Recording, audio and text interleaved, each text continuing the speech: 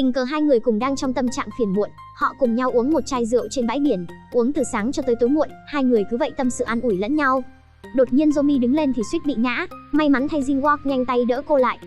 Thế nhưng ngay khi thân thể tiếp xúc với nhau, liền khiến hai người lúng túng không biết phải làm sao. Jinwook nhìn ngắm Yomi đáng yêu trước mặt cộng thêm hơi men của rượu, anh không thể kìm lòng được mà hôn cô. Mà Yomi theo bản năng lập tức lùi lại. Thế nhưng rất nhanh sau đó cô đã nắm lấy cổ áo của anh rồi hôn lại. Yomi vốn là một cô gái buồn tẻ và không hiểu về tình yêu, ấy vậy mà sau khi uống say lại biến thành một người chủ động thế này. Khát vọng cứ thế ập tới với cả hai như một cơn sóng lớn, bây giờ thì không có chuyện gì khiến họ có thể dừng lại được. Jinwook ngay sau khi nhận được sự đồng ý của Yomi liền đóng mui xe lại, hai người nhất trí cùng nhau trải qua một đêm đầy lãng mạn và mật ngọt. Sáng ngày hôm sau, dưới ánh sáng chói chang chiếu xuống, Yomi đã bị đánh thức trước. Đêm hôm qua có bao nhiêu điên cuồng thì hiện tại có bấy nhiêu kinh ngạc. Đột nhiên lúc này cô để ý thấy có mấy người gì từ phía bên kia đi tới, nỗi xấu hổ liền cứ thế ùn ùn kéo tới. Cô nhanh chóng mặc quần áo, ôm lấy số đồ dùng còn lại cứ vậy trực tiếp chạy đi. Lúc này, mấy người gì kia cũng đã tới bao vây xung quanh chiếc xe. Jinwook giật mình tỉnh dậy trong sợ hãi. Mấy bà dì nói rằng mình đã thấy cô gái kia bỏ chạy rồi. Mấy bà dì nói rằng chắc là do kỹ thuật của cậu không tốt nên mới khiến cô gái kia bỏ chạy. Lòng tự tôn của Jinwook bị tổn thương nghiêm trọng, tức giận liền lớn tiếng gào thét. Kỹ thuật của tôi rất tốt đó, không phải như mấy bà nghĩ đâu. Ôi trời ơi, cái con cừu của cậu nhỏ xíu thế này, người ta bỏ đi là đúng rồi. Rất nhanh 3 năm nữa đã trôi qua. Sau khi trải qua chuyện kia, Jinwook hiện tại đã biến thành một người không thèm gần gũi với nữ giới. Anh chuyên tâm vào công việc, cuối cùng cũng có thể lên tới vị trí cao trong công ty. Mà Yomi bây giờ cũng đã thực hiện được ước mơ trở thành một chuyên gia dinh dưỡng. Thế nhưng vô tình một chuyện bất ngờ đã ập tới. Cô ấy vậy mà lại bị điều tới công ty của Jinwook làm việc. Hai người ngay lập tức gặp nhau ở thang máy. Thế nhưng lúc này Jinwook vẫn tưởng rằng mình bị hoa mắt. Hôm nay trong cuộc họp, Jinwook vì làm việc quá sức và ăn uống không khoa học mà bị ngất xỉu. Trợ lý của anh liền sắp xếp cho Yomi trở thành chuyên viên dinh dưỡng riêng của Jinwook. Yomi vốn tưởng rằng sẽ làm rất dễ dàng, nhưng cô không ngờ ngay bữa ăn đầu tiên đã gặp phải chuyện bất trắc. Jinwook chỉ vừa mới nhìn một cái liền đã nói, thức ăn cho chó so với thứ này còn tốt hơn.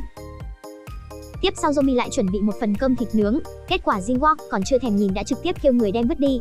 Thế nhưng không ngờ đúng lúc này Yomi đi tới bắt gặp, nhìn thấy món ăn mình vất vả bao nhiêu lâu mới chuẩn bị xong, lại bị vứt đi lãng phí như vậy, liền không can tâm muốn tìm Jinwook nói lý lẽ. Mà lúc này Jinwook vừa mới kết thúc cuộc họp vừa đúng lúc đi ra gặp phải Yomi.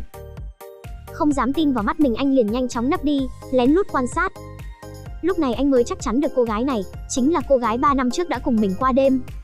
Sau đó Jinwook quyết định sẽ trả thù món nợ cách đây 3 năm trên bờ biển. Rất nhanh, cô đã nhận được một quyển dày cộp các yêu cầu quy tắc trong ăn uống của anh. Không chỉ vậy, sau khi bắt Yomi phải dựa theo yêu cầu rồi làm cơm cho anh, Jinwook vẫn không vừa lòng rồi chỉ trích này nọ, bít tết phải vừa tái mới ngon, nhưng anh sẽ không ăn đồ ăn nếu như nó chưa được nấu chín. Cá đem vào phòng làm việc bay mùi khắp nơi cũng trực tiếp đem vứt luôn. Thậm chí muộn 1 giây thôi thì đồ cũng sẽ không được đưa đến trước mặt anh ta.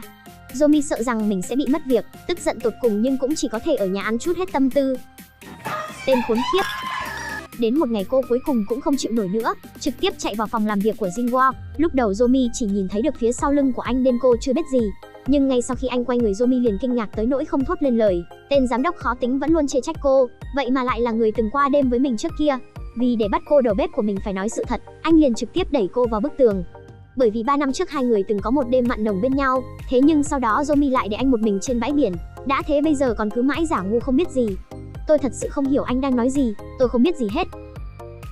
Jinwook cứ thế từng bước tiến tới, kéo cô vào trong vòng tay của mình, đã thế còn cụm vào đầu cô, nhếch mép nói. Tôi không tin. Giọng nói trầm thấp của Jinwook vang vọng bên tai, lại còn có gương mặt đẹp trai ngay trong tầm mắt. Không thể chống lại hiện thực, cô nhanh chóng tìm cách trốn khỏi căn phòng. Thế nhưng Jinwook đâu có dễ dàng bỏ qua cho cô như vậy. Anh nói trợ lý chuyển lời tới Yomi, đồ ăn của anh sau này đều bắt buộc phải do cô tự mình đem tới. Ngày hôm sau khi Yomi tới đưa cơm, Jinwook liền đứng dậy đi tới bảng kế hoạch bên cạnh rồi nhếch mép. Thấy vậy Yomi cũng liếc mắt nhìn thử. Tất cả đều là những bức ảnh có liên quan tới bãi biển, nơi mà họ phát sinh quan hệ, khiến cô khi nhìn thấy vô cùng sợ hãi, cứ vậy lảng tránh ánh mắt của Jinwook. Mà lúc này, Jinwook lại giống như đang khóa mắt mình trên mặt của cô để quan sát. Sau khi rời đi, Yomi cảm thấy thật không thể tin được, không ngờ bây giờ mỗi ngày cô còn phải chịu đựng việc này, tự nhủ chỉ cần cố nhẫn nhịn anh ta vài 3 lần thì liền có thể thoát, nhưng không ngờ thậm chí tới lúc cô đi làm, Jinwook còn cố ý lái chiếc xe 3 năm trước đi qua mặt cô. Yomi quả thật là thảm giá rồi. Jinwook thấy Yomi có chết cũng không chịu thừa nhận, liền càng đẩy mạnh tấn công, lấy ra loại rượu vang 3 năm trước hai người đã uống và mời cô. Yomi nhìn thấy chai rượu này, liền lập tức nhớ về cảnh tượng khi cả hai cùng nhau uống trên bãi biển năm đó. Thế nhưng lúc nghĩ về tình cảnh hiện tại của bản thân, liền nhanh chóng nói tiểu lượng của mình không tốt, sau đó nhanh chóng rời đi.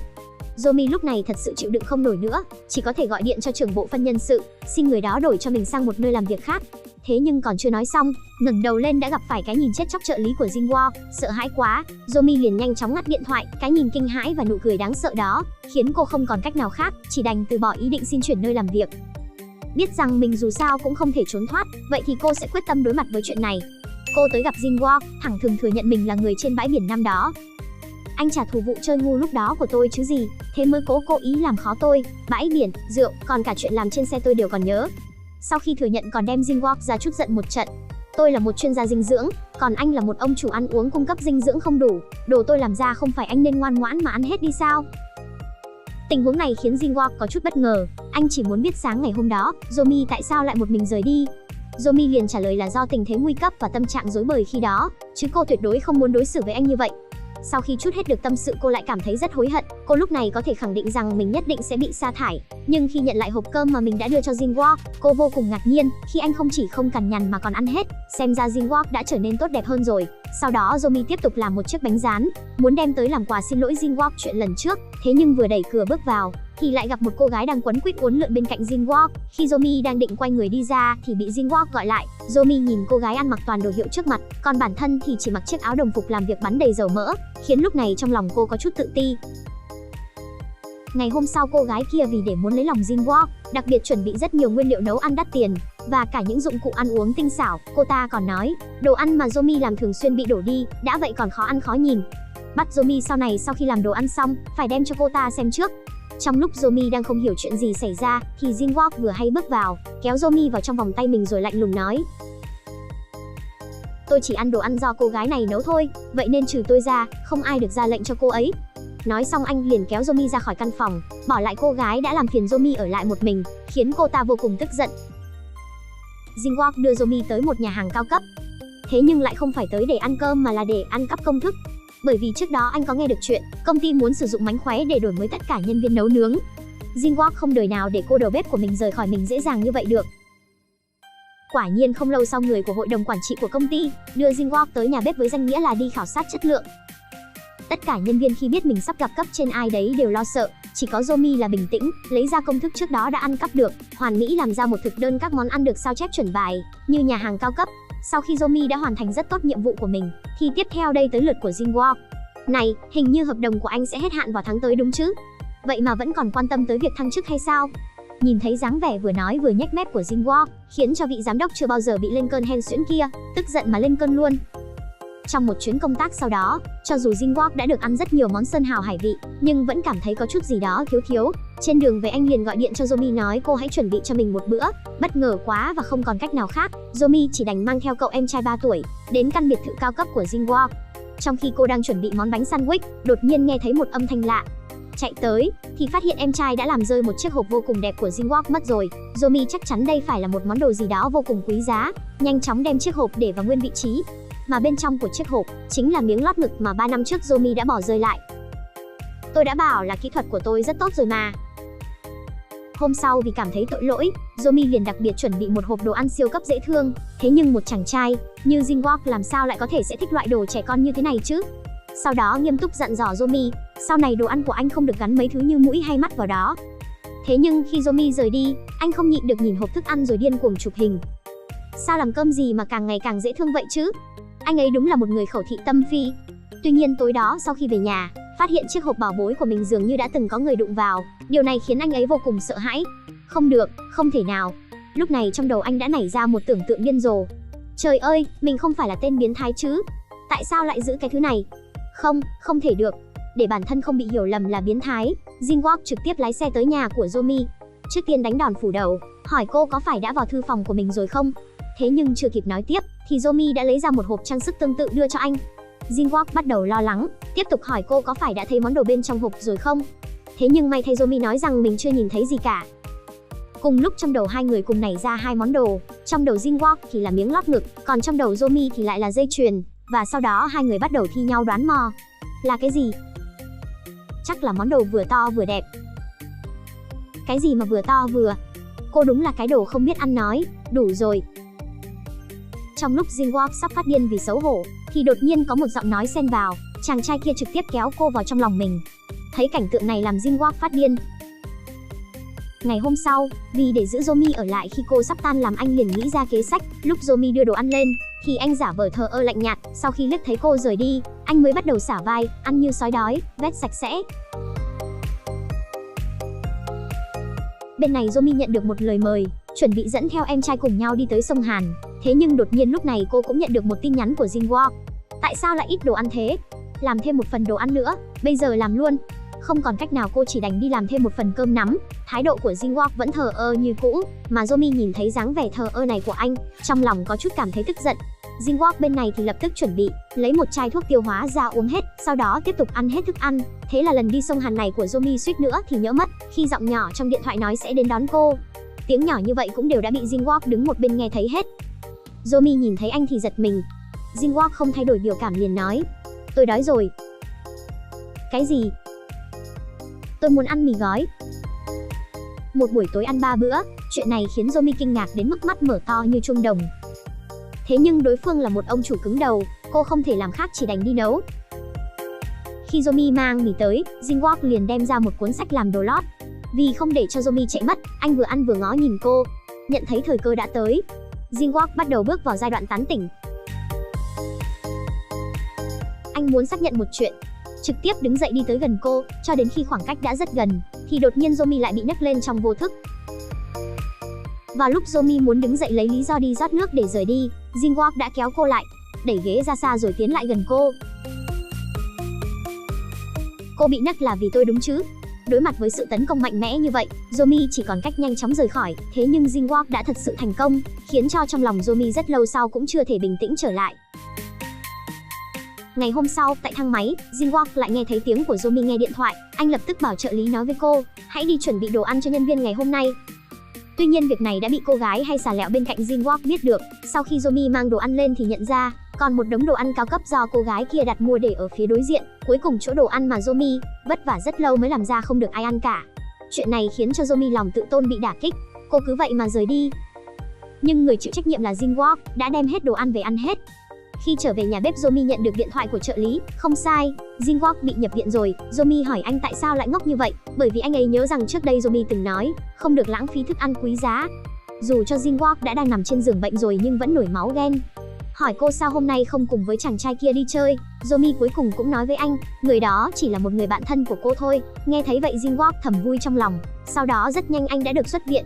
Vì để có được Yomi, anh ấy lại lên một ý tưởng, giả vờ làm ra dáng vẻ rất yếu ớt. Nhưng ngay khi Yomi cảm thấy rất có lỗi, thì anh ấy lại đột nhiên xuất hiện sau lưng cô, thì thầm vào tai cô phải chịu trách nhiệm với tôi, việc vì đồ ăn của cô mà hại tôi không thể làm việc. Với tư cách là chuyên gia dinh dưỡng riêng của tôi mà cô lại không làm tròn chức trách. Chuyện bất ngờ này khiến Yomi không biết phải làm sao. Tôi làm sao đủ khả năng chịu trách nhiệm. Đi hẹn hò với tôi đi. Anh nói gì cơ?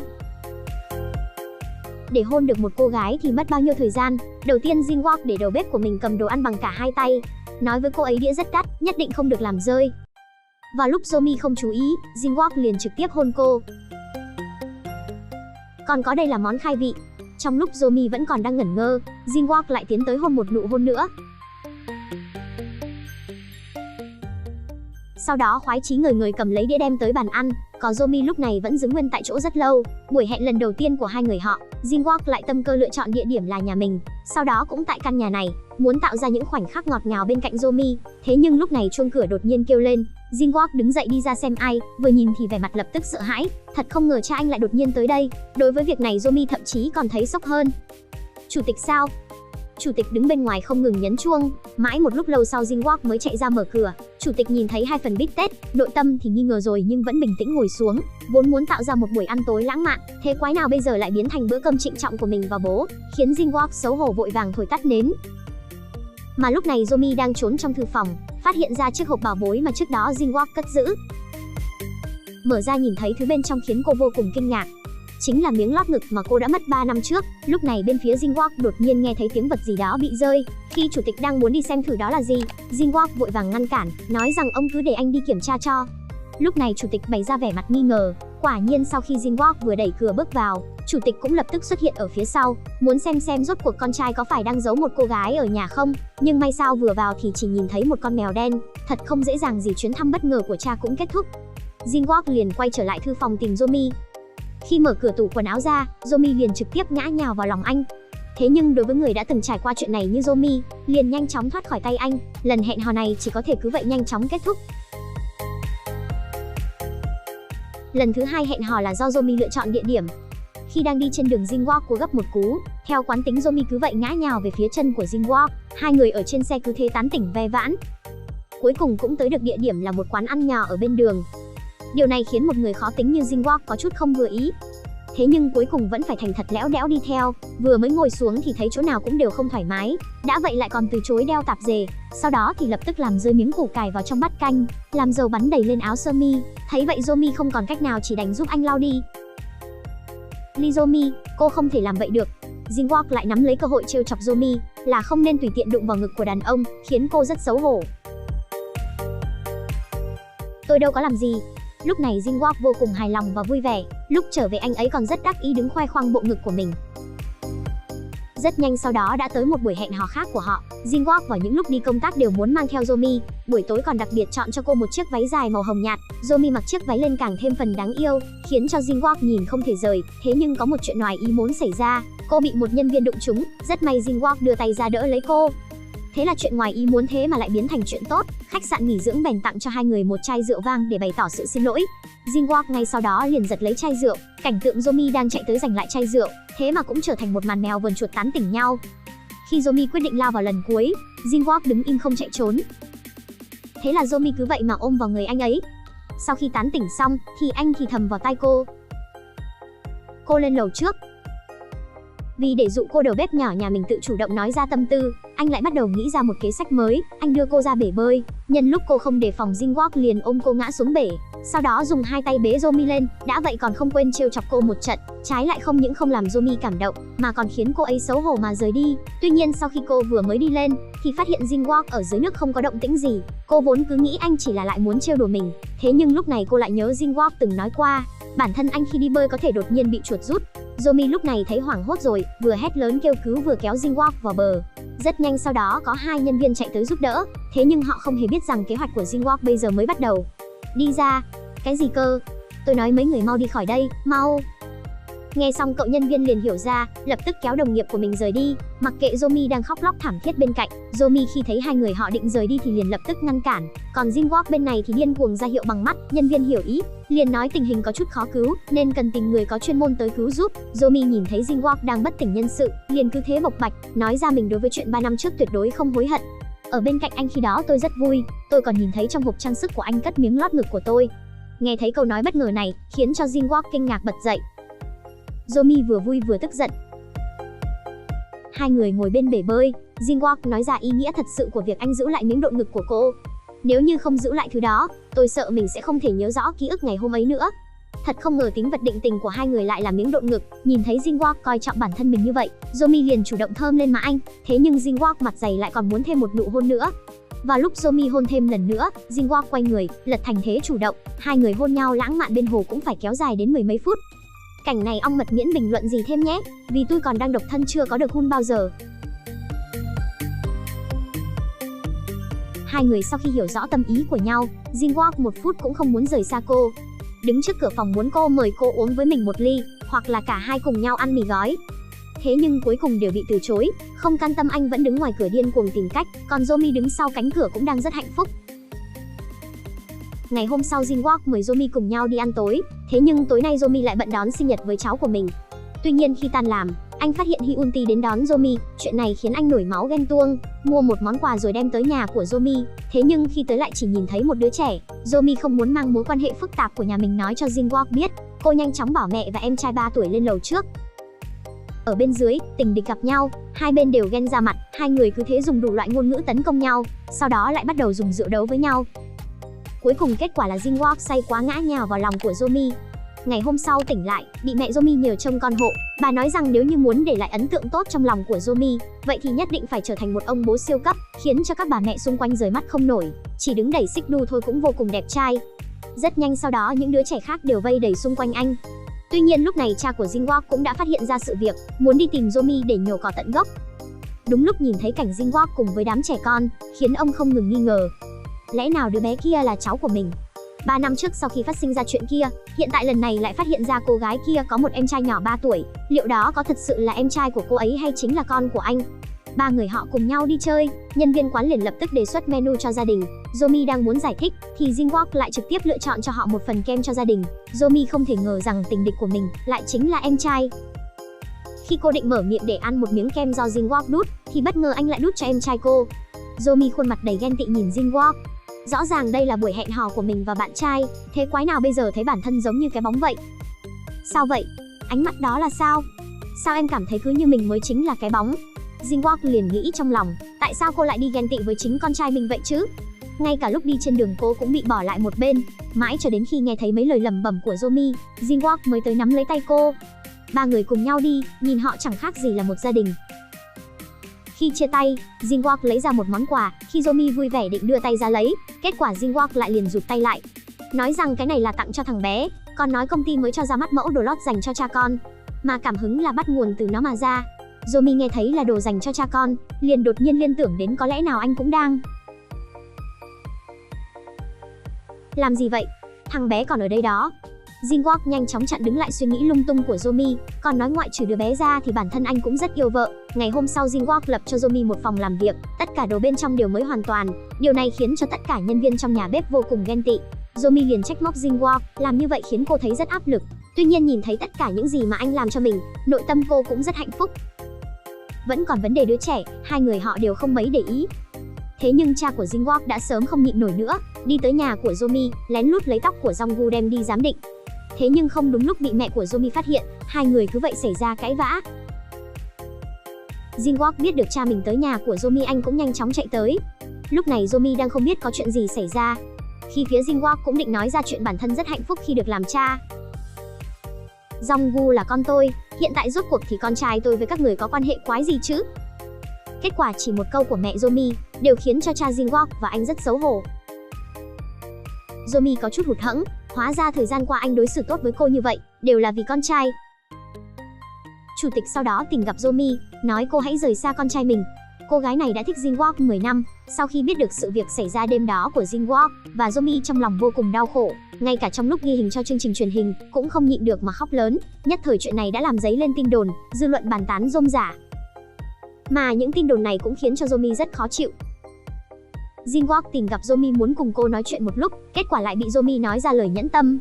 Cô nói bản thân sắp phải đi tới một nơi khác, Jinwook thấy vậy ngay lập tức kéo cô ôm vào lòng. Anh muốn giữ em lại một lần cuối cùng. Không, em không được đi, anh không cho em đi. Thế nhưng Yomi đã hạ quyết tâm, cho dù hai người có yêu nhau bao nhiêu, cô cũng chỉ có thể im lặng rơi nước mắt rời đi. Địa vị của hai người khác biệt, sẽ không thể nhận được sự chấp nhận của cha anh. Trong xe Jinwook cũng đã rơi lệ, anh biết một mình Yomi đã phải chịu đựng quá nhiều. Vẫn giống với 3 năm trước, anh vẫn đợi Yomi xuất hiện, cứ vậy cho dù thời gian có trôi qua 30 năm nữa, Jinwook cũng sẽ đợi cô. Tuy nhiên sau khi về nhà, Yomi đột nhiên bị bệnh nặng, mỗi ngày đều không chịu ăn gì, một mình cô đơn nhớ về chuyện cũ. Jinwook bên này cũng vậy, hai người đều nhớ về ký ức của nhau. Jinwook tìm đến mẹ của mình, mẹ anh cũng từ TV thấy biết được chuyện của anh và Yomi. Bà khuyên anh hãy dũng cảm theo đuổi tình yêu, bà hy vọng con trai cùng người mình yêu có thể hạnh phúc bên nhau. Bên này bệnh tình của Yomi vẫn không hề có tiến triển, ngoài việc toàn thân bị đau ốm, thì thứ nghiêm trọng nhất vẫn là tâm bệnh của cô. Mẹ Yomi nhìn con gái yếu ớt của mình, trong lòng cũng đau lòng không dứt. Trong một cuộc phỏng vấn trên sóng truyền hình, mẹ Yomi đã dũng cảm giúp con gái nói ra những tâm tư trong lòng. Điểm bắt đầu của tình yêu không phân biệt thời gian hay địa điểm, cổ vũ con gái đừng vì những thành kiến ngoài kia mà từ bỏ tình yêu của mình. Nhận được sự cổ vũ, trong lòng Yomi đã biết được lựa chọn của mình, cô lập tức đi tìm Jinwook. Mà Jinwook lúc này cũng đang dũng cảm chạy đi theo đuổi tình yêu của mình, thì nhận được tin hẹn gặp trước cửa công ty của Yomi. Cho dù có tắc đường, anh cũng dứt khoát bỏ lại xe, chuẩn bị chạy lên xe buýt đi gặp cô. Tuy nhiên lúc này anh lại nhận được điện thoại của cha mình. Ông nói với anh, mau quay về thừa kế gia sản. Thế nhưng Jinwook đã sớm nghĩ thông rồi, anh không do dự mà trả lời rằng con sẽ từ bỏ thân phận là người thừa kế gia nghiệp, nhưng con sẽ không từ bỏ Yomi. Nếu như bây giờ con từ bỏ cô ấy, thì con sẽ hối hận cả đời. Cha anh sau khi nghe thấy liền vô cùng tức giận. Jinwook chạy tới bắt xe buýt và đi đến gặp Yomi, một người đàn ông dũng cảm theo đuổi tình yêu của mình, đặc biệt vô cùng hấp dẫn. Tình yêu đẹp nhất trước giờ đều là phải đến từ hai phía. Chỉ có như vậy, tình cảm này mới có thể càng thêm chân quý và chân thành. Hai người kiên định cùng nhau tiến đến một mục tiêu.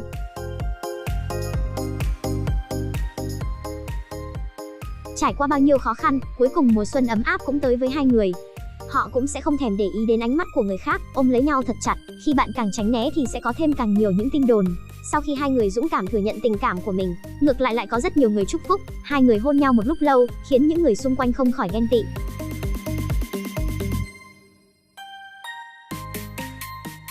Jomi bây giờ cũng không còn lảng tránh những nghi ngờ, mà trực tiếp thừa nhận tình cảm của mình và Jin-wook. Không phải tin đồn, chúng tôi thật sự đang yêu nhau. Mà Jin-wook cũng đối mặt với cha của mình, từ bỏ hết chức vụ trong tập đoàn, ra ngoài tự mở công ty riêng. Anh không chỉ sử dụng chiêu trò với bạn gái của mình, mà còn dùng lên cả cha mình nữa. Khi Jin-wook không ngừng dùng thủ đoạn để quấy rầy, cha cậu cũng đã bắt đầu chấp nhận Jomi. Ông nói rằng, rốt cuộc thì điều gì có thể khiến con trai hạnh phúc vẫn là quan trọng nhất. Jin-wook và Jomi cùng nhau đi trên đoạn đường 3 năm về trước. 3 năm trước hai người gặp nhau ở bờ biển, vì lần gặp mặt tình cờ này, trải qua khó khăn trắc trở, nhưng có được tình yêu như hôm nay thì cho dù có bao nhiêu mưa bão, cũng sẽ chỉ khiến cả hai chân quý nhau hơn mà thôi. Em yêu anh cũng yêu em. Bộ phim kết thúc, hẹn gặp lại các bạn ở video lần sau.